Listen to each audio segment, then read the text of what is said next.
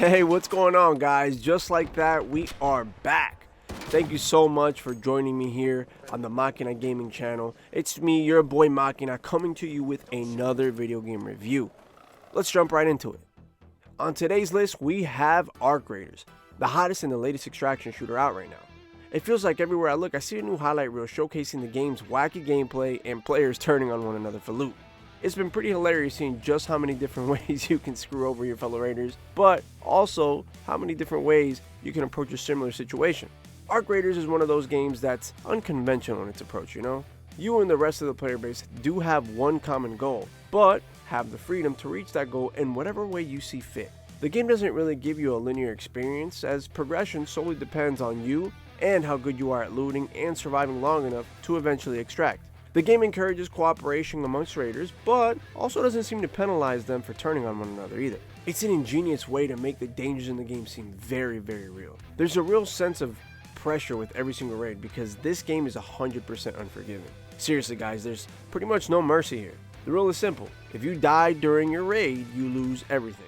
Your guns, your crafting material, your ammo, your shields, and anything else you found during the match. It's a heavy price to pay for dying in this game, so question then becomes, what are you willing to risk? You see, every time you go on a raid in this game or enter a match, you have to be very selective with what you choose to take. There's plenty of things to consider. Carrying capacity, the different maps themselves, the missions that you're going to be going on, the amount of crafting material that you have. Oh, and did I mention that you're being timed? All of this while facing the imminent threat posed by the Arc robots, which is the main faction in this game. And let me tell you guys, they can really put a damper on things. Oh, that was you. Ready? Here it comes, here it comes. Damn it. This thing is a little so slow. Oh, hell no. Bro, it's not getting damaged. Uh-oh. I need help.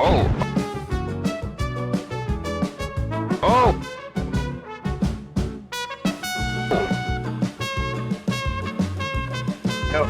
Oh. I'm dead. Wait, hold on. Wait, what the?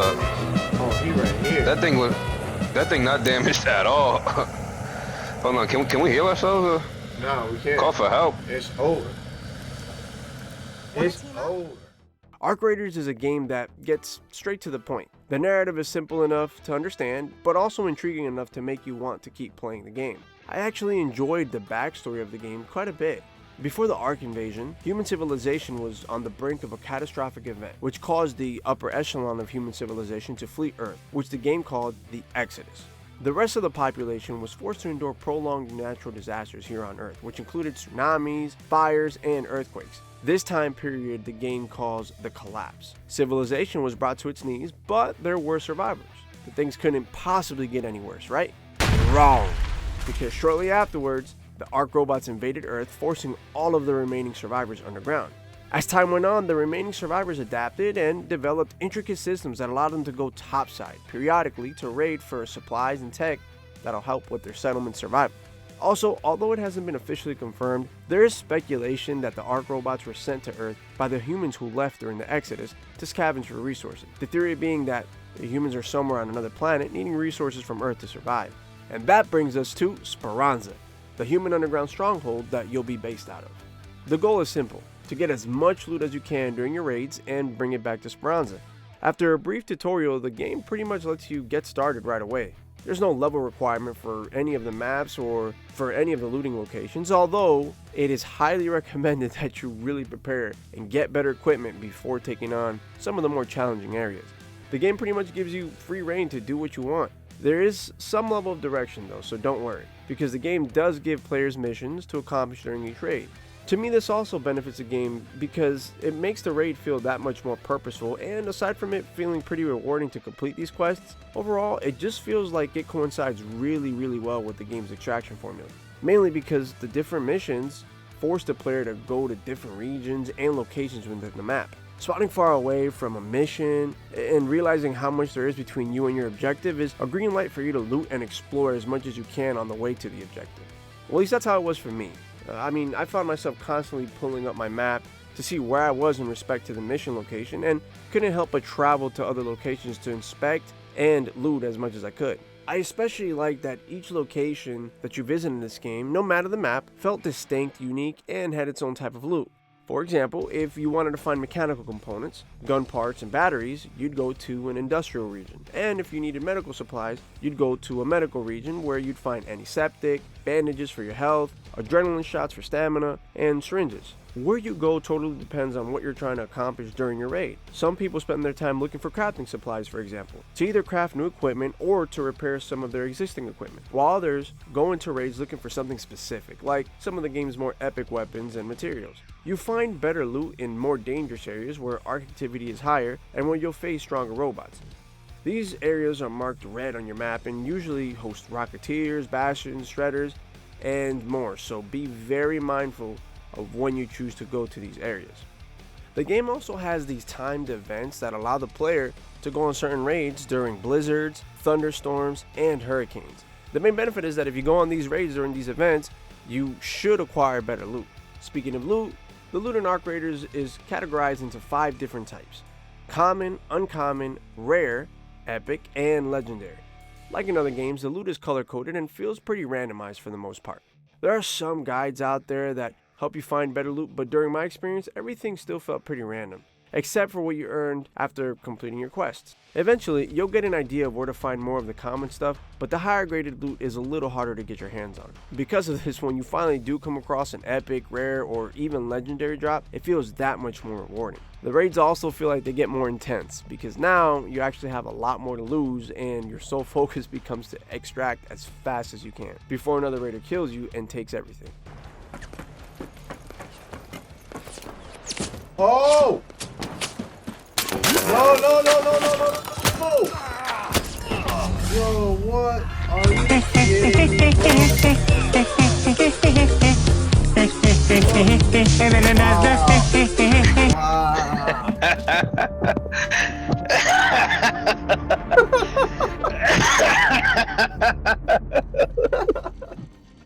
There is a little bit of leeway though with the random loot drops. The game actually encourages players to check new areas out within the map by giving them access to locked rooms where the loot is usually better. The different keys that you find while playing are all specific to a single location on each map and adds a certain level of pressure because you're not the only one who knows where these specific locations are. A lot of times you get more aggressive players waiting around these areas for someone to unlock the key room only to kill them and take the loot for themselves. And there's a special place in hell for those types of players. You have to be on your guard at all times, but the risk to reward is worth it because the thrill of successfully entering a key room, raiding everything inside, and successfully extracting is absolutely awesome. So Makina, what the hell do you do with all this loot, or goop as some players put it, after avoiding all the robots, after avoiding all other raiders, after beating the time and successfully extracting? I'm glad you asked. After returning to Speranza, the first thing you have to do is manage your inventory. This is where the game gets really interesting. I absolutely love how simple, yet how intricate the inventory system was in this game. Like I mentioned earlier, everything you find in this game is color-coded. The white or gray color items were for common, green was for uncommon, blue for rare, purple for epic, and yellow for legendary. When you come back from a raid, you have to decide what you want to do with what you found. The game gives you plenty of options though, such as upgrading weapons to a higher tier, using materials you found to craft equipment, selling them to make money, or recycling them for even more crafting material. Breaking down your components like this helps you get the appropriate materials you need to get something more specific done for your raider. There will be times, however, where you'll just have to store them in your stash for something you might need later. Having a stockpile of the more uncommon crafting components is not a bad strategy in this game because foundationally, they're what you're going to be using a lot more of. Things like fabric, metal parts, simple gun parts, arc power cells, and more. The best part about this game's inventory system is that it forces you to really have to be intentional about what you're doing. You can't half-ass it, guys, I promise you. You need real strategy in order to advance and get better at successfully extracting. Plenty of times while managing my inventory, I'd have to make a decision on whether or not I wanted to recycle a component or sell it or store it, knowing that I could die at any moment during a raid. There's a real risk when deciding what you want to do with what you found, and I love that about this game. The game also has its own currency system.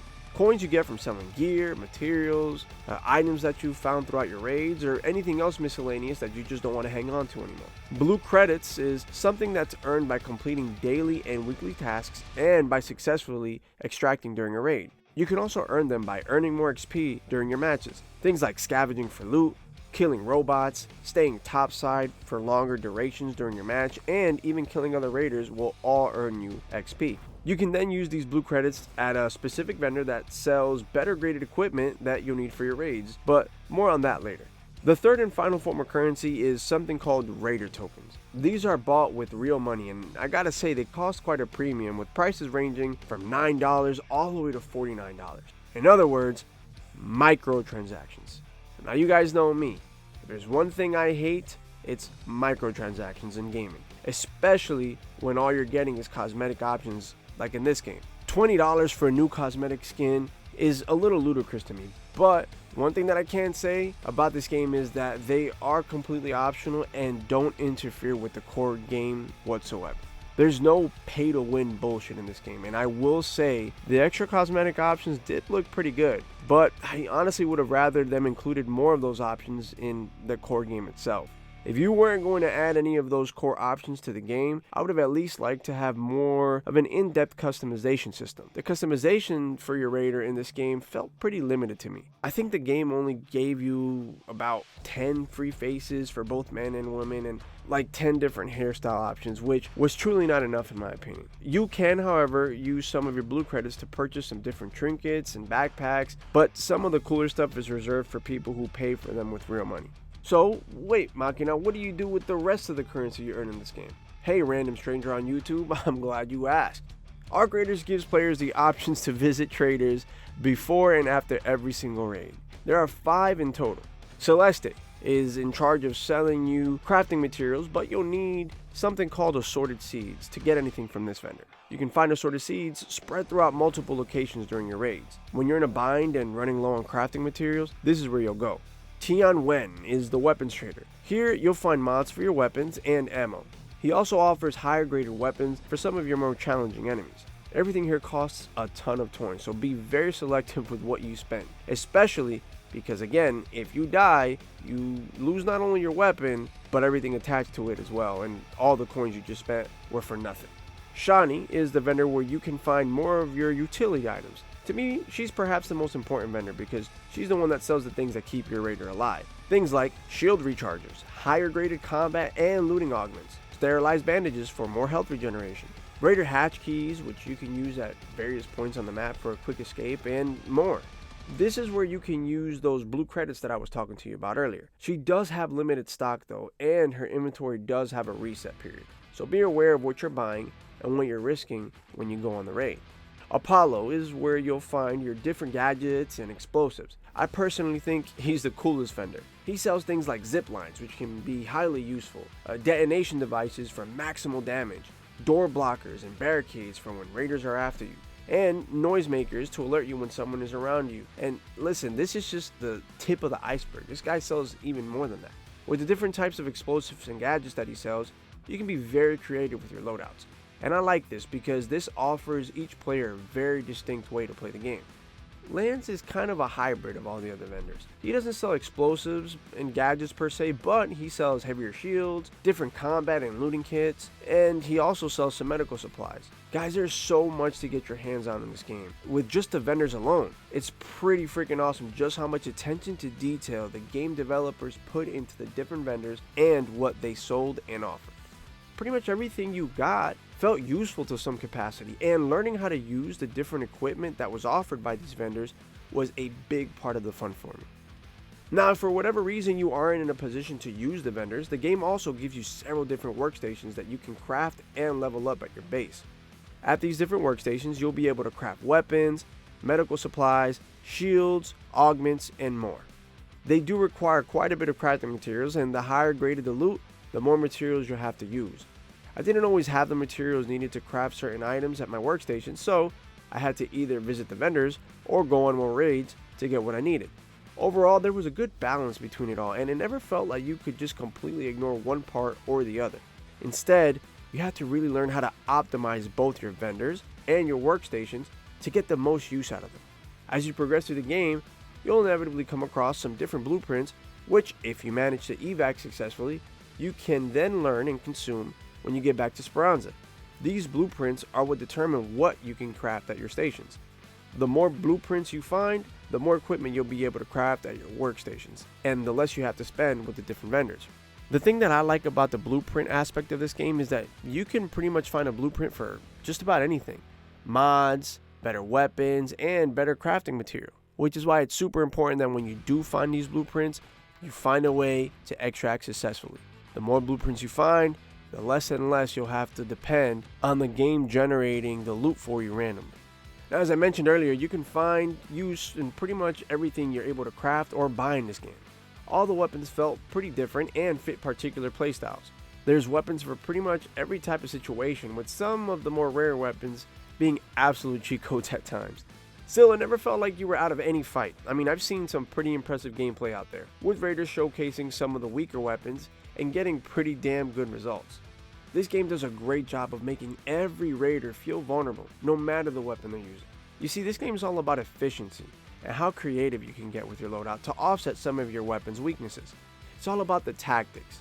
The players who are usually the most efficient are the ones that approach the game in a tactical way. Something simple like putting a door stopper to slow down other raiders from entering a room, or putting a zipline outside a building of a high loot area for a quick escape can all change the dynamic of your raid. With each loadout, you'll have 2 weapons that you can take, 1 shield and 1 augment. There are 3 different types of shields and 3 different types of augments that you'll get to choose from. Combat augments allow you to choose heavier shields to absorb more damage, but give you less inventory slots. The tactical augment, and perhaps the best one, gives you more quick use slots for gadgets. And the last type is the looting augment, which gives you the ability to carry more loot. You'll also start out with 4 quick use slots for medical equipment, explosives, and shield recharges. It's important that when you're setting up your loadout, you try to prepare as best as you can for any situation. I also have to mention that the gameplay in this game is pretty good. The gunplay is solid, and I really like the addition of an item wheel for all of your quick use items. Having to pull up your item wheel while in the middle of a gunfight adds a different element to the gameplay. It creates real tension during high pressure situations and requires a good amount of focus. You have to think on the fly when something presents itself, and getting efficient with using your gadgets alongside your weapons is key if you want to make it out of a raid alive. In simplest terms, to me, what it ultimately does is slow everything down and makes you think before you act. Without it, I think the pacing of the game would have been just a little off, and it would feel more like a regular FPS rather than an extraction shooter. I also like the fact that the game is in third person because you get a better field of vision when playing. Plus, I feel like you can appreciate the graphics that much more with the game being in third person. The visuals in this game are stunning, and each map has its own theme and regions that all look super realistic. The maps had weather cycles, great lighting, and were all very detailed. Everything felt appropriately spaced out, and because of this, it never felt like the maps were oversaturated with other raiders or arc robots. There is one map that's a little smaller than the rest, and that's Stella Montes. Guys, there is no friends on Stella Montes. Doesn't matter if you go in alone or with a team. Stella Montes is where raiders get down. It's only fair to warn you, do not go in there with anything that you're not willing to lose, because odds are you probably will. And if it's not the other raiders, the arc robots on this map will give you plenty to handle.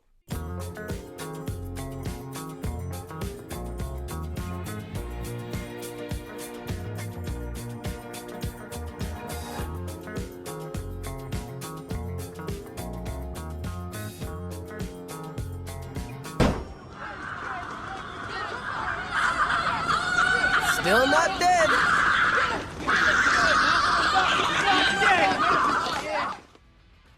I find Arc Raiders to truly be a unique game. I mean, it's a game that forces players to truly think about risks and rewards. Normally in a game, I'd reserve all of my better equipment for tougher enemies and harder challenges, but in this game, with the constant threat of losing it all because of another player or just dying in general, I was forced to become a lot more efficient with my lower graded weapons. I had to truly pay attention to when and how I was going to use some of my gadgets and weapons. Hell, I even had to pay close attention to my skill tree and what I was dumping points into. There were 3 main branches, all with a different focus. The mobility branch focused mostly on movement and stamina, and this is the branch that I spent most of my points on. The survival branch helped with looting and with carrying capacity, amongst other things. And the conditioning branch focused more on defense and helped with movement when you were carrying too much loot. I can see use for all of these branches, but for my specific playstyle, I focused mostly on the mobility branch and the survival branch. Again, all of the weapons felt great. There was plenty of loot to find, plenty of materials that you can find for crafting and selling, a ton of arc robots to fight that all presented their own set of challenges. And again, the constant threat of other raiders always kept the tension within each raid pretty high. The game had excellent sound effects, beautiful visuals like I mentioned earlier, and a unique concept that'll have you playing for hours. A couple of things to keep in mind though. The game is a bit of a grind and it might take you a while before you get better loot. The customization to me is a bit limited. There's a story, but you have to piece it together through codex entries with some cutscenes here and there, which for these types of games is fine. I'm only mentioning that in case you were looking for something that was heavily focused on a narrative. Oh, and remember, losing everything and all of your stuff after spending hours grinding can be very, very frustrating. I will mention that you do have a save pocket, sometimes two, depending on which augment you go into a match with, and because of this, you can actually save 1 to 2 of your items that you find throughout your raid. Besides those 1 or 2 items, everything else is gone if you die. If you're having a really good raid and have a bunch of valuable loot, things can get tricky and you'll have to decide what you value more and what you're willing to save in case you die. I'll also critique the game on its missions. I wish the missions were more intricate and less ambiguous. Flat out, most of the missions in Arc Raiders to me just sucked and felt more like fetch quests. Like having to go find a deflated soccer ball, for example, or going somewhere super general to install a scanner, except that the game doesn't tell you exactly where in that general vicinity you have to install the scanner. There's no XP for completing these quests either, and the rewards don't feel any more worth it to me. In fact, completing the quests feels irrelevant to the progression, and that really was a letdown. The co-op experience in this game left a lot to be desired in terms of the missions. Now don't get me wrong, playing with someone that has your back and making it out of a raid alive is still awesome, but better missions could have really taken the co-op experience to the next level in my opinion. Perhaps the most frustrating thing about the quests themselves is, again, the lack of direction. The game will tell you to go do something and only give you brief information as to where you can go do it. No specifics whatsoever. So countless times I'd find myself wandering aimlessly in a section where I think something should be, only to find out that it's nowhere near where I was in the first place. It was incredibly frustrating, and without YouTube, it would have taken me forever to complete some of these quests. It also wouldn't be fair of me to not once again point out the microtransactions in this game. The game isn't pay to win, but charging your player base $20 for one cosmetic skin is preposterous to me. I don't care how much I love your game. I will never ever be in favor of microtransactions in a video game. Overall though, I have to say I really did truly enjoy my experience with this game. I was hooked. I mean, we're talking very little sleep and lots of late nights. For those reasons, Arc Raiders gets an 8.5 out of 10. It's a solid pickup for anyone trying to get into an extraction shooter. It can be as casual or as intense as you make it. It offers a unique formula which rewards strategy, patience, and cooperation with other raiders. It also rewards the opposite though, and causes friction amongst raiders to the point where you'll question who the real enemy is. Besides a couple glitches here and there, the game was also released in near perfect state, and at a $40 price point, there's a lot of value here. You'll get hours and hours out of this game with plenty of variety and a lot of loot to keep you busy. Go out and buy this game, guys. I truly don't think you'll regret it. Well, there you guys have it. Thank you so much for tuning in to another gaming review. I hope you guys really enjoyed the video and are enjoying the content on the channel. Super passionate about this stuff. I hope you guys can feel the passion through each video. If you could, please hit that like and subscribe button for your boy. It'll go a super long way and it'll help me grow the channel. Thank you guys so much. Now I want to hear from you guys. What do you guys think about Arc Raiders? Are you guys currently playing it now, or are you planning to get it after the review? Leave your thoughts in the comment section below. And as always, be on the lookout for another video from your boy, Makina. Peace.